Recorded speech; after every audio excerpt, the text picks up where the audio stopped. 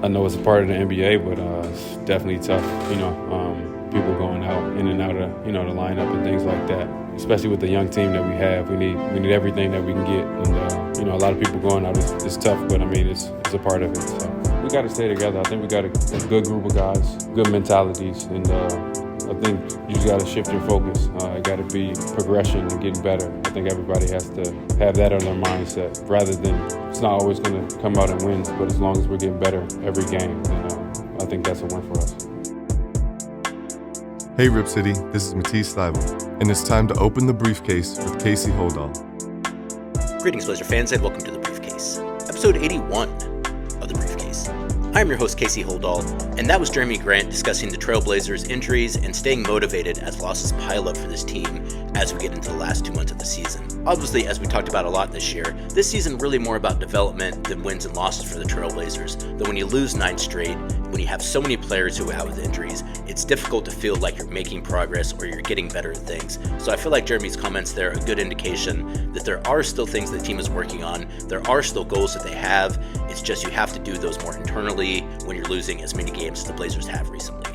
Portland went winless in the month of February and have lost 9 straight, 7 of those at the Moda Center, and the Blazers now head out for 3 games, a back-to-back in Memphis, followed by their second game of the season in Minneapolis versus the Timberwolves before returning home to play 6 straight.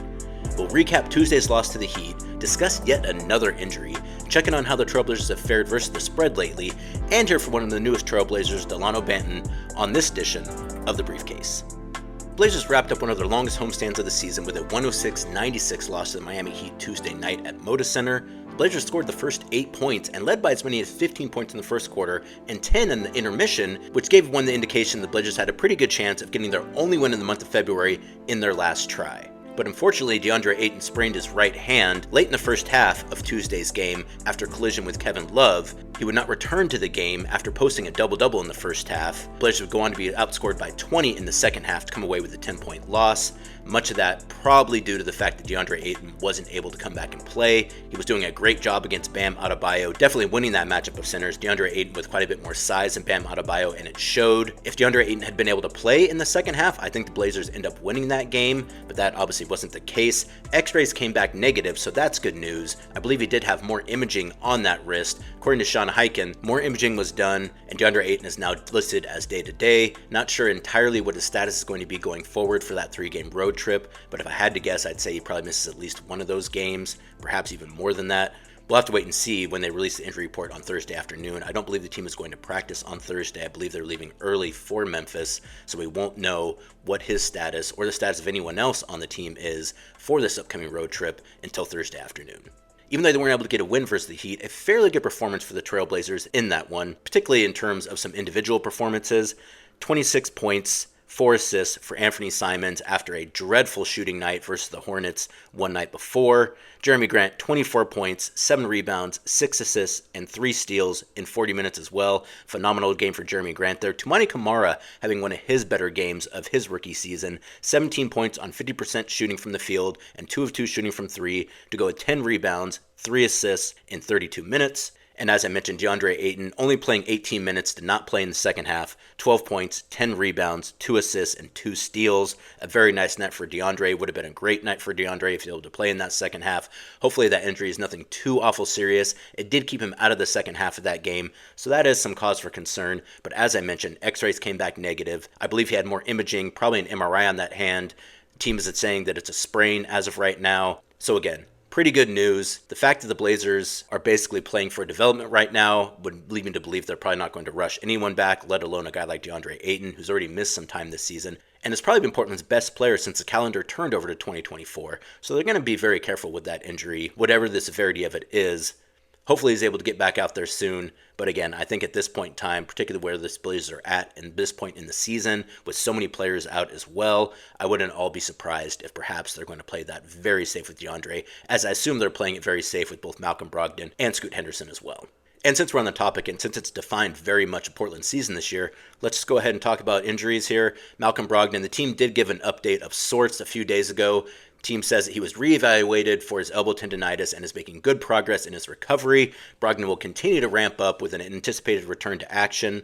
anticipated return to action would lead me to believe that he is going to play again at some point in time this season. There's still a month and a half of the season to go. Hopefully that tendonitis is not too awful bad. But once again, Malcolm Brogdon, a veteran player, a guy who I know they're going to be very careful with. They obviously don't want Malcolm to get injured either for himself or for the Trailblazers. It would be bad for everybody involved, particularly when you're in a season right now where wins and losses, again, don't really matter a whole lot for this team. So I imagine they're going to play that really slow with Malcolm Brogdon. I'd be a bit surprised if he played on this upcoming 3-game road trip, perhaps when the team comes back for this extended homestand, but we'll have to wait and see on that one.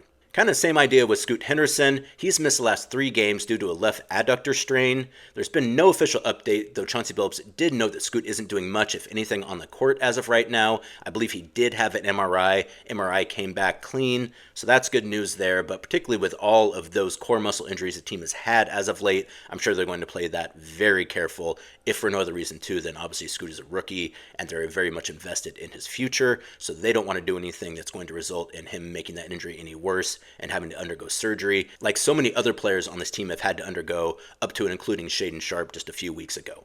Once again, we won't know Scoot's official status for Friday's game, the first of 2 games versus the Grizzlies, though prior to Tuesday's game, Chauncey Billups said that Scoot really wasn't doing much on the court, which would lead me to believe that it's probably fairly unlikely that he plays in Friday's game versus the Grizzlies in Memphis, which also obviously puts Saturday's game in Memphis in jeopardy. So I would guess maybe best case scenario, we see Scoot Henderson, and this is just a pure guess on my part, in the 3rd game of that road trip versus the Timberwolves. But even then, I wouldn't be so certain about that. I guess what I'm saying is I'd be a bit surprised if he played in either of the 2 games in Memphis. Maybe he plays in the game in Minnesota, but I also wouldn't be surprised if he didn't play in any of those games. I just think it's probably fairly unlikely at this point, if he hasn't been doing much on the court as of late, that he is going to go out there and play in 2 games, back-to-back games versus the Grizzlies. I would actually just guarantee that he's not going to play in back-to-back games. That seems very unlikely to me at this point. They're going to go very slow with that injury. They're going to make sure he's completely squared away before they put him back out there, and I imagine that's probably going to take a little bit more time than we're going to have on this road trip. And while it sounds like Deandre and the Blazers avoided the worst with that right hand injury, if I had to guess, I'd say he probably misses at least 1 game on this trip, which would be a shame for a host of reasons. First and foremost, as I mentioned, he's been Portland's best player in 2024. After a slow start to his career in Portland, or at least just an uneven start because of injuries. I've really liked what we've seen out of Deandre as of late. He's been dialed in, a double-double machine, a guy who's doing it very efficiently. Would love to see him be able to get back out there sometime soon. Not sure if we're going to see that just yet. Again, I'm sure they're going to take all the time that they feel like they need, and probably even a little then some, until Deandre gets back out there. The fact that the X-ray and the MRI seemingly came back clean, I'm assuming the MRI got done, by the way, too. I haven't actually heard anything official about that, but it does stand to reason they had more imaging. Chauncey Billups did mention there would be more imaging done on that wrist as well. And any time there's any more imaging other than an X-ray, you can usually assume that that means an MRI, but we'll have to wait and see on that. But again, I'd be a little surprised if Deandre played in the 1st game versus the Grizzlies. Maybe he gets back out there for the 2nd game. If not, perhaps he plays versus the Timberwolves. And then if not in that one, obviously we're looking at that homestand. Maybe they give him a little more time at that point just to get that hand right before they put him back out there. We'll have to wait and see on that one. But once again, another injury that I imagine is going to take another starter out of the lineup for the Trailblazers, at least for some period of time. And finally, circling back to Shaedon Sharpe, still a month away at absolute best after undergoing that lower abdominal surgery just prior to All-Star break. They've already talked a lot about how Shaedon wants to get back out there. I know the team wants to get Shaedon back out there. Obviously, getting a chance to see Shaedon develop this year was going to be one of the biggest and most important things in Portland this season. Really haven't gotten a chance to see that because of injuries. He had a pretty good start to the season. Then he started to have some injuries with that adductor, that core muscle injury. Slowed him down a bit, in and out of the lineup. Ended up having to undergo surgery. So if he's able to come back, it'd be nice to see him back out there. I think the team has also realized, too, that after having a number of players with that injury, they probably learned a few things about how that rehabilitation goes and maybe what the best practices are for that rehabilitation. So at this point, I imagine that they would like to see Shaedon get back out there before the end of the season. Whether or not that happens, yet to be determined, but we do know that that probably won't happen if it's going to happen, at least for another month or so. Moving on, with about a month and a half to go in the 2023-24 season, the Blazers sit in 29th in offensive rating at 108.1 points scored per 100 possessions. The only team that is worse is the Memphis Grizzlies, who, as I mentioned, the Blazers will face in back-to-back games on Friday and Saturday in Memphis.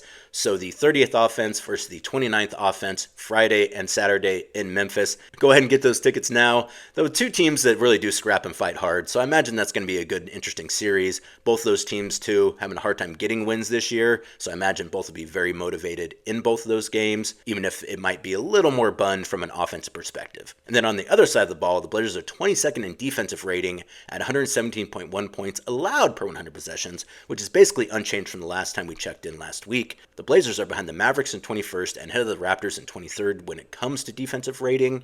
And finally, the difference between Portland's offensive rating and their defensive rating is their net rating, and at -9, the Blazers sit at 28th, ahead of only the Wizards and Hornets in net rating this season.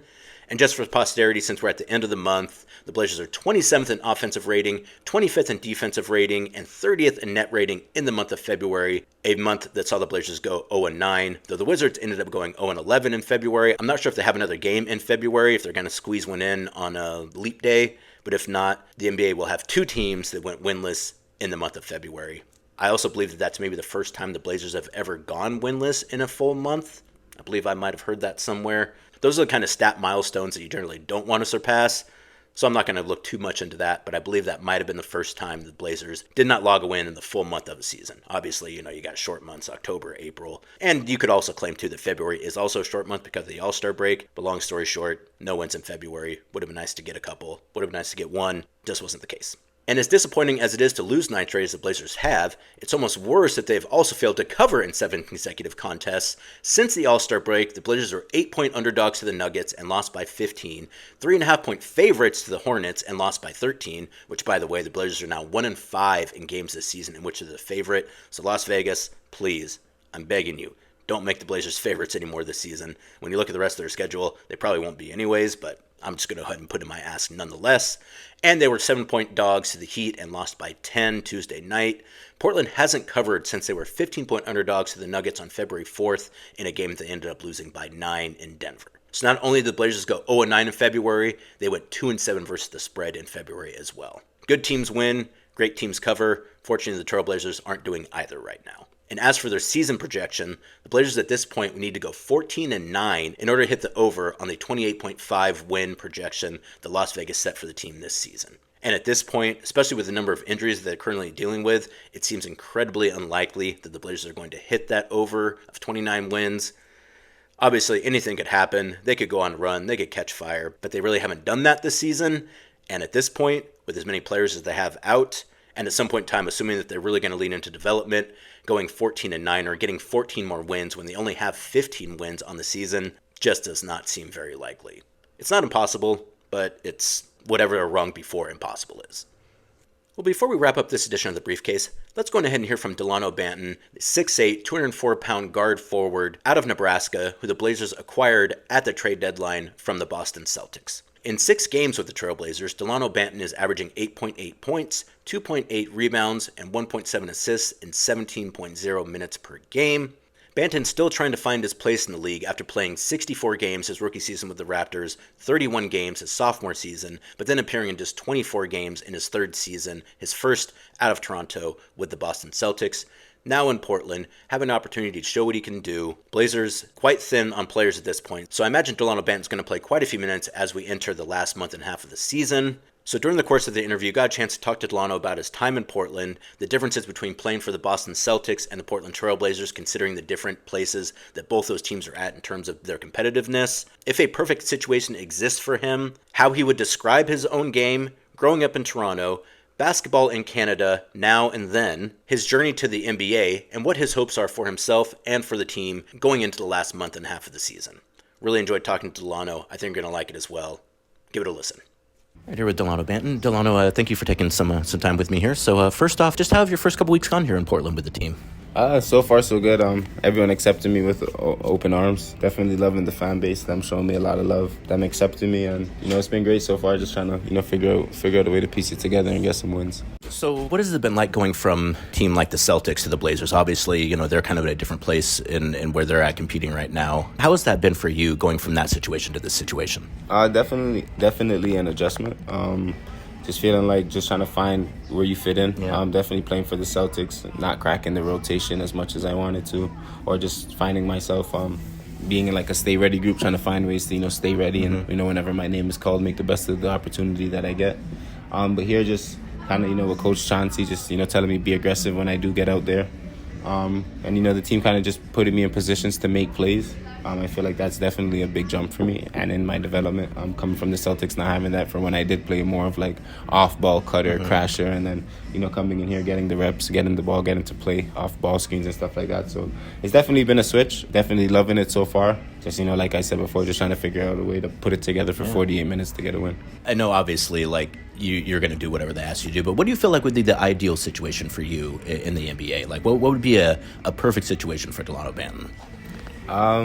I couldn't even say, man. My time in the league, it's been like a roller coaster. It's been a lot of up and downs. But one thing that I could say I've learned is just do the up and downs, trying to stay the course, stay going on one level instead of going up, following the roller coaster with your emotions, and just kind of be a professional every day. So it's hard for me to pick a perfect situation because I don't think it'll ever be that. So I just got to grind towards that, and, hopefully the perfect picture comes. But, for now, I'm just loving the process, loving the grind, and, I got to stay in the moment to, be able to be here every day and be present in what I'm doing. That's a good point, too. I guess there, in some respects, why concern yourself with something that you don't need to? You're in the reality you're in now, so that probably makes more sense to consider that. In that regard, too, how would you describe the way that you play, or if you were going to describe to someone, this is how Dalano Banton plays, this is what he does well, what would you say? I would say just having a feel for the game. So whatever that is, just being able to make plays, whether that's, making the right read, getting an assist, scoring. I feel like just trying to be able to do the right thing on the court every time, whether it's a hockey assist or, things of that regard. So I think just having a feel for the game, knowing when to cut or like when not to cut, just kind of that, I would say. Definitely using my versatility. So, using my length, using my height on defense, trying to rebound. So I kind of just think like just being able to just play the game, I would say, and just kind of figure out how to know how to play. I think that goes a long way as well. So I'll kind of say that. You talk about being in the stay ready group, and I know that's kind of a thing that a lot of young guys in the NBA have to deal with. How do you go about always kind of having that edge to where like you're always trying to be prepared for whatever situation they're going to be put into? Definitely trusting in your work, trusting in your routine. Early on in the league, or like young guys in the league, just that's probably the hardest thing to do is find a routine and stick to it. Whether it is the ups and downs, or like one game you play 20 minutes, the next game you don't play. So sticking to that same routine would definitely help you get through your days. I would say that definitely helps me.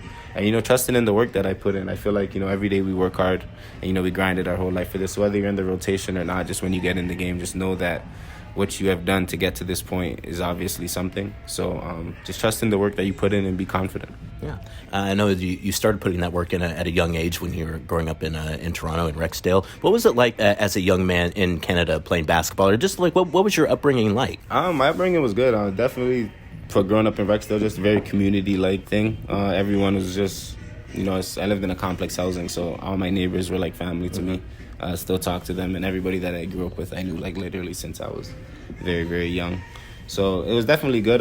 Basketball-wise, I feel like, well, maybe it's different now, but when I grew up, it was more outside playing. I never really had like me in the gym by myself ever until I went to prep school in the States when I was probably like 16, 17. So there was no like one-on-one training. I never had that.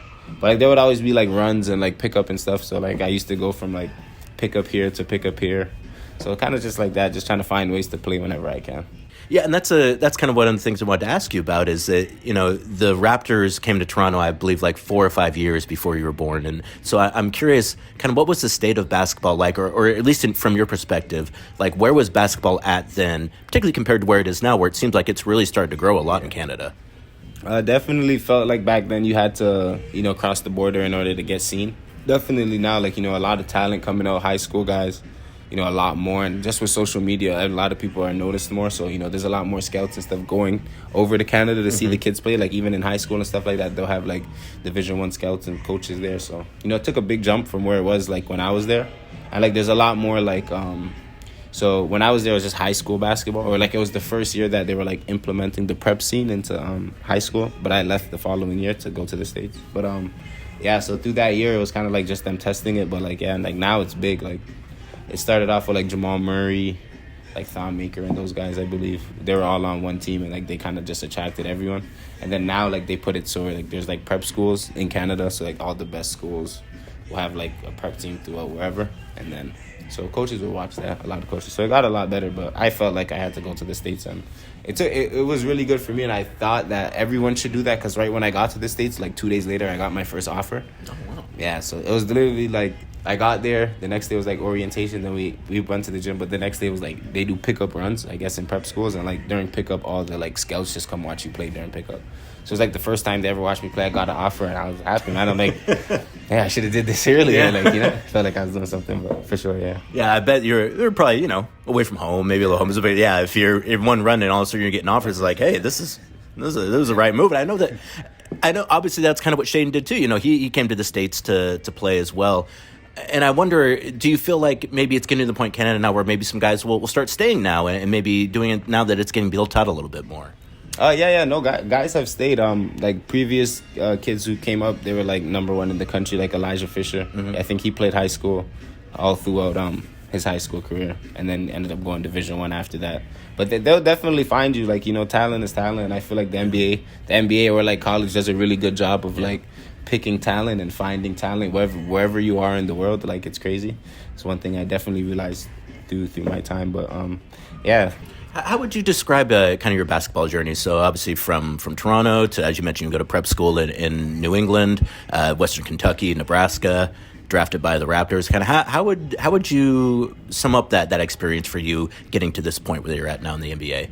I'll definitely say it's a crazy experience, but I wouldn't trade it for nothing. Just the amount of work that it takes, the amount of hours you put into the gym, just trying to get to your goal. Whether you find yourself out of rotations, you know, my first stop at Western Kentucky, I didn't play that much or as much as I wanted to, and then transferring, having to sit out at Nebraska. So it's kind of it's up and down, but it's when you look back at it, it's the process, and time flies, man. Like looking at it, I remember when I was transferring from Western Kentucky going to Nebraska, I'm like, I don't know what I'm gonna do for a year. Like I just want to play, you know. And then like now it's like I'm in my third year in the league, and your time flies. So if there's one thing I realize is just kind of stay in the moment, like I was saying before, and like obviously you think about your future and you work hard and you grind and you know what you're grinding for, but you don't want to lose sight of what you're doing today, like, you know. And that's one thing that I kind of, through coaches and through like having mentorship through the NBA, I kind of realized, and just talking to older vets, just make me realize like, yo, like take in what you have today, because like, you know, 2 years from now you're gonna be like, yo, like even like now it's like, yo, I got drafted to the Raptors, and when I tell people that, I had a great time, you know. So it's like time flies, so kind of just trying to stick with it, stay in the moment, and, you know, be present. Yeah. When did being an NBA player really seem like a reality for you? It was always a dream, like, but a reality, I would say probably my last year of high school. Or like, I don't know, because it's always a dream. So like even during college, it's like, yo, you want to go to the NBA so bad, even if you have a chance. But I remember when I went to Western Kentucky, we also had Charles Bassey, who's on the Spurs now. Yeah, so I remember before I committed, like that was like one of my things. I'm like, I know if I'm in a position where people could see me, then I could, like, you know. So I just took that advantage, and then Charles committed, and then I committed after. And then I remember we had pro day, and there was like every coach, every like scout, everyone was there to see Charles. I remember I had a good day. I had a really good day that day. You know, I took advantage of that. So after that, I remember like 3 days later, like people kept hitting me up, like a bunch of people, like saying, yo, this, that, they're talking about you, like, you know.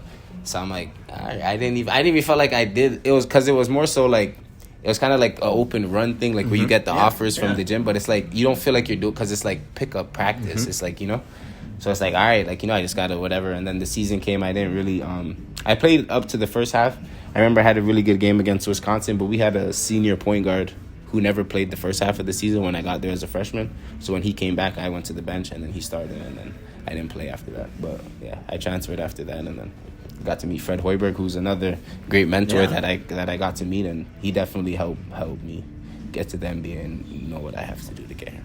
Well, and that's a really good point too. Is that sometimes, you know, those opportunities come when you don't expect them, or like you could even like try to set things up to where you feel like you're going to accomplish something, but you really have to be ready for those stay ready moments when maybe the opportunity just presents itself a little bit. Yeah, facts. But shout out to Fred Hoiberg too. Yeah, man. that's my guy. Great. That's my guy. Last one here for you, Dalano. Thank you so much, by the way, for the time too. Just going forward the rest of the season, next couple months, kind of what are your hopes for the team and for yourself? And just, you know, kind of just trying to push what Coach Chauncey's been pushing to us. You know, just working on the things that we need to work on as a unit. just not slapping ourselves in the face. It's been a tough little road for us, tough month, I should say, tough February. So I'm just kind of knowing what we need to do and just figuring out ways to piece it together, man. I feel like one thing I can say is, like, when winning, I would say, like, winning always looks different.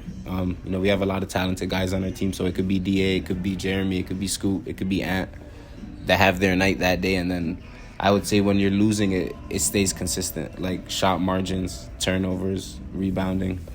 So kind of just trying to win the margins. Definitely just figuring out ways to do that. Definitely with a young group too, like just trying to figure out ways to make the game easier for ourselves.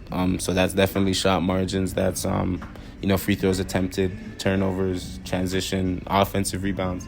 So when you break down the game like that and you look at it from that perspective, if you lose all 6 important shot, of the spectrum, 6 important margins, like there's chances of you winning goes very down. So kind of stuff like that, just preaching that. 25-point quarters, you get 2 of those, your chance goes up winning like 60% or something like that.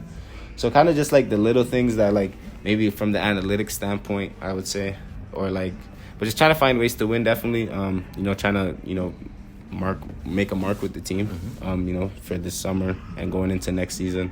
Definitely, I love the vibe here. Definitely, could see myself being here, would want to be here. And, everyone's here, pushes you. Everyone wants to work. Everyone's working hard. And I definitely feel like with the coaching staff, they like go above and beyond to make sure players get what they need and have what they need. And, they're always there to work. They're extra encouraging to work. And, they're a great group of guys to help, coach and mentor young guys, I believe, too. Because, a lot of us are very young, aside from, like, JG, who's, pushing a little bit of age. But, I feel like, yeah, man, it's a great group of staff to help mentor the kids that are here. The guys that are here, I should say, sorry. But, talented, very talented young group of guys who have, like, a bright future in the league. So I would say, yeah, man, it's going to be good. It's going to be fun. And I feel like just trying to come up with wins to, go end the season on a positive note. And, winning helps everyone's day-to-day. You'll feel better. You walk into the gym, you'll feel better about yourself. So definitely just trying to get some wins. Really good stuff there from Dalano. Really enjoyed talking to him. A very bright young man. A guy who, there's so many great players out there that sometimes it's really just a matter about finding your place, finding the right niche on your team. It's yet to be seen whether or not that's going to be in Portland for Dalano, but I think there's a good chance of that. Having a ball handler with size is something we haven't had in Portland in some time. I think maybe since Evan Turner, and then before that, probably Nicholas Batum. So to have a guy in Dalano Banton at 6'8", who's got great size, the ability to handle the ball, not the three-point shooter you would hope he would be at that guard position, which is a hard thing to do these days in the NBA. If you're not able to hit that three-point shot with some regularity, sometimes it is hard to stay on the court, but with his size and with his ability to get to the basket, as he learns more of Portland's offense, I think you're going to maybe see the best out of Dalano Banton. I think he's got a pretty good chance of sticking with this team, particularly as he's able to put his best foot forward in these last 20-something games for the Trailblazers in the last month and a half of the season. And that's going to do it for this edition of The Briefcase. Thanks so much for joining me, as always. Be back later on this week with new editions. Check out the Blazers Balcony and Section 113 as well. Go to trailblazers.com/podcast for more information on how to subscribe to The Briefcase, to the Blazers Balcony, and to Section 113. As I mentioned, Trailblazers hitting the road for games on Friday and Saturday versus the Grizzlies. Sunday off, Monday versus the Timberwolves in Minneapolis before heading back home to play 6 straight. But until then, I'm Casey Holdahl. Thank you once again for joining me on The Briefcase. Like and subscribe wherever you get your podcasts, and go Blazers.